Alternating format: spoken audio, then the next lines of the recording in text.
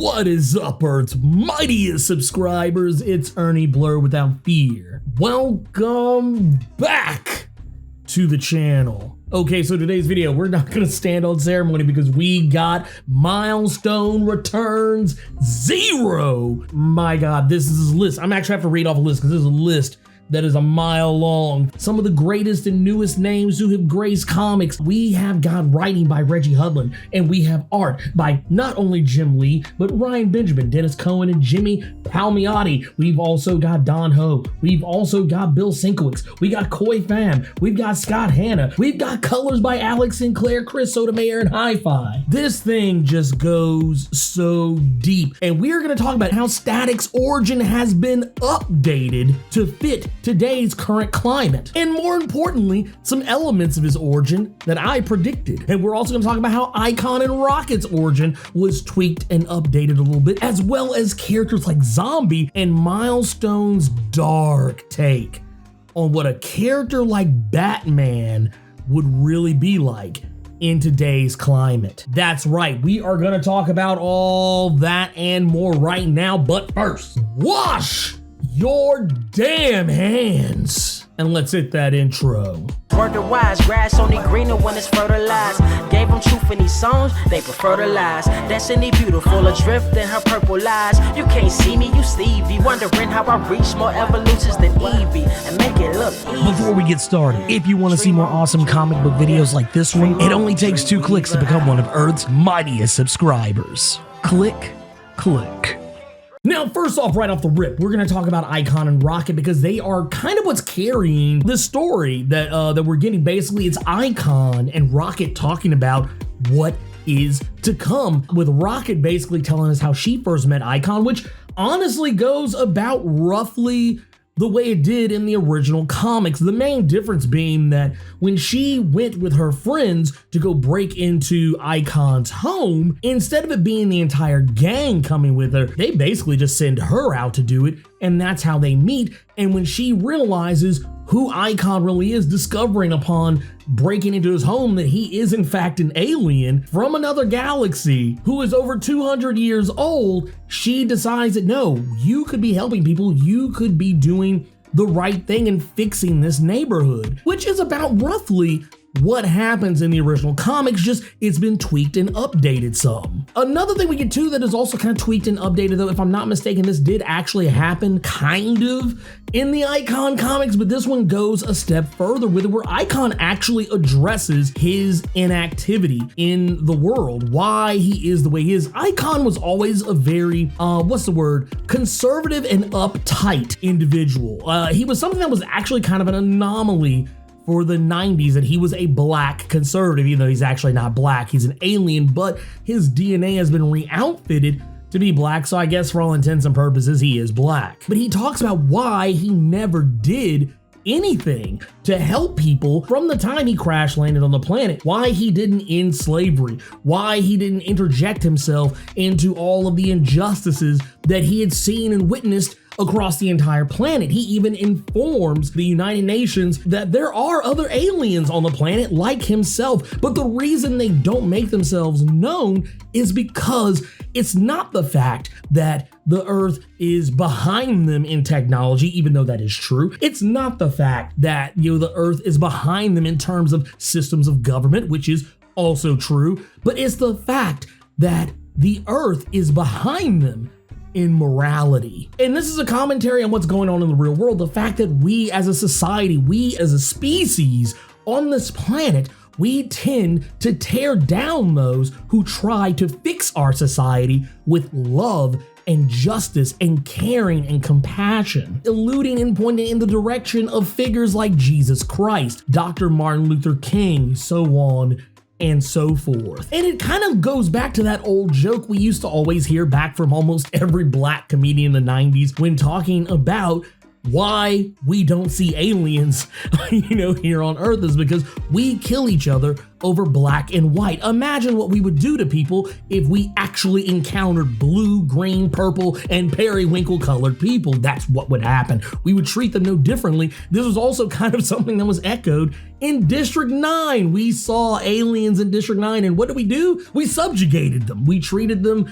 like second-class citizens. This is what Icon is talking about here. This is why he never did anything to help others, because he just honestly felt like it was not gonna help. Yeah, a superpowered man, a suntan Superman can actually do a lot of things, but one person can't change the world. It's a two-way street. Another point I love in this comic is this also kind of alludes to something that I predicted when I did my, how I would make a Static Shock movie. We see that Icon has been keeping tabs on Static. He's actually been watching him and keeping up with him, learning about him, realizing that he is someone who wants to help, that he has superpowers, and that he wants to do the right thing. And this version of Static is a very, granted, this is only a preview, but I feel like he is a perfect mix of the Static Shock cartoon that everybody knows and the Static comics that I grew up with. I feel like this is kind of the perfect marriage of those two. I even like the fact they even allude to another thing I kind of brought up. This is something that was not in the Static comics, but something I came up with in the Static Shock, how to make the Static Shock movie video,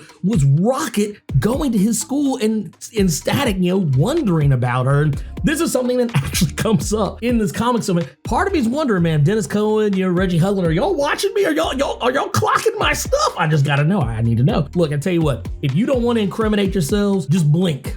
But no, we learned that Static's origin has also been altered as well, to where, in the original storyline, Static got caught up when he got caught in the middle of a gang bust when the police come in and start tear gassing these gangbangers. Well, we've changed that and updated it to today. You see, what they've done is that Virgil goes to a Black Lives Matter protest. And while there, the police start using tear gas on the people. And this is the same experimental tear gas, the same quantum juice that we talked about before in previous videos of Milestone Media. These people are being killed by it. There are people who have literally been destroyed and killed by this experimental compound. And technically speaking, some of them actually did die and came back with superpowers. Static even brings up the fact that the quantum juice killed him, but at the same time, it made him stronger. And this is how he develops his powers. He even talks about the fact that even though he still has his bullies, like we see Hot Streak, even though he's not,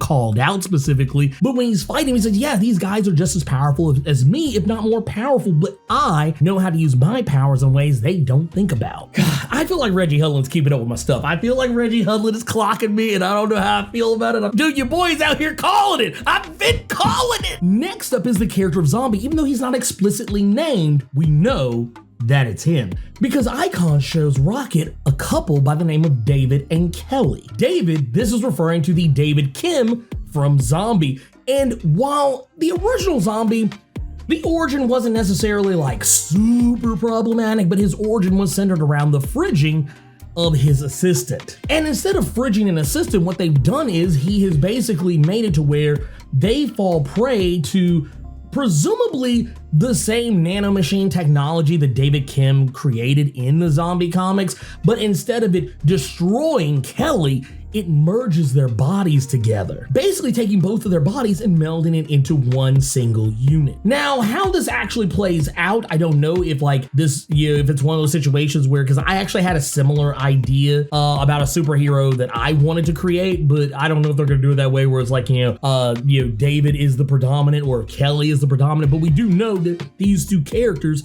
will likely make Zombie. Now, where things get really interesting is when we see this very dark take on Batman. Icon warns Rocket that there's a guy out there who is a vigilante. He goes out at night and he beats up criminals and damn near kills them, in most cases probably does, even without actually fully knowing if they are actually guilty of the crimes that he thinks they are committing, even without proof. And one of the first things that Rocket points out is that this guy must be racist because he's going after after black and brown people. And in this case, specifically attacking a black teenager who's dating a white teenager. He stalks them in ways that Batman would stalk his own prey. And in this case, he's going after them, not because this guy is an actual criminal. We have no proof. We see no proof of that, but because of interracial dating and his own personal bigotry. Even with Rocket even pointing out that this guy's privilege has misshapen his worldview. And even with Icon pointing out this guy is angry and bitter. And then of course, last but not least, we see the character Dharma, who is basically letting us know, he's there to let us know that we are not done yet. We are going to see far more characters than what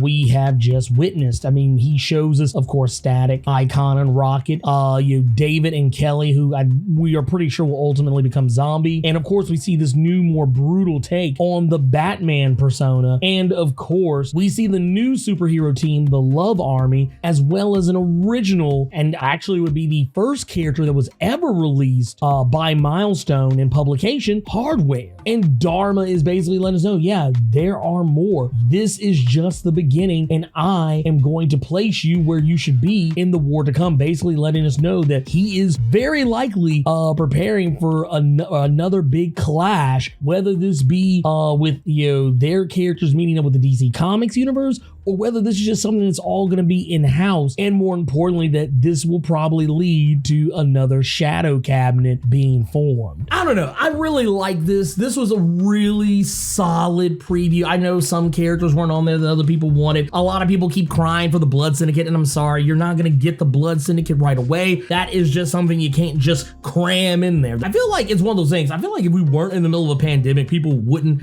be complaining and bitching about what they are and are not getting when they want it, if they want it. And it's funny to me, but I think this is great. This is a great start. We didn't have Milestone for so long, and it's one of those situations. We now live in a timeline, which is, arguably not the greatest timeline, but we live in a timeline now where we went from people clamoring just to get Milestone back to people bitching that it's not back the way they exactly wanted it. That is hilarious. Anyway, I'm here for it. I cannot wait for February. Supposedly we're going to be getting more previews like this possibly, and I think we'll also be seeing some of those re-releases of those comics. So make sure you're out there checking for those. Make sure you're out there checking for Hardware. Make sure you're checking for Static, Icon, and Rocket, the Blood Syndicate, the Shadow Cabinet. I don't know if they're actually going to re-release Cobalt and Death Wish, but if they do go out, make sure you check for those. But just the same, make sure you support this because, man, what a time to be alive. Thank you so much for watching this video, and hopefully you guys are just as excited as I am about the return of Milestone Media. Wash your damn hands and sound off in the comments. So hey, you made it to the end of the video. Awesome for you. If you enjoyed this video, and if you made it this far, I don't see how you didn't, do me a favor.